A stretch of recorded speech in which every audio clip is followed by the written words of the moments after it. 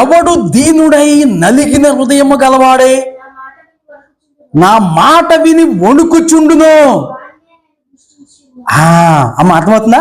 దేవుడు మాటని దేవుడి సన్నిధిలో ఎవడైతే వణుకుతూ ఉంటాడో, దేవుని సన్నిధికి వచ్చి వణుకుతూ ఉంటాడో, అయ్యో నేను మహాదేవుని సన్నిధికి వచ్చాను, నన్ను చేసిన దేవుని సన్నిధికి వచ్చాను, నాకు ప్రాణం పోసిన దేవుని సన్నిధికి వచ్చాను, నన్ను పోషిస్తున్న దేవుని సన్నిధికి వచ్చాను, నాకు ఆరోగ్యం ఇచ్చిన దేవుని సన్నిధికి వచ్చాను, నా ప్రార్థన దేవుడి సన్నిధికి వచ్చాను, నన్ను ఆ యొక్క దుర్మార్గ పనుల్లోంచి పక్కగా ప్రత్యేకంగా దేవుడి సన్నిధికి రక్షించుకున్న దేవుడి సన్నిధికి వచ్చాను, ఆయన నన్ను చూస్తున్నాడని వణుకుతూ ఉంటాడో ఆయన చూపు అంట వాళ్ళ మీద ఉంటుందంట.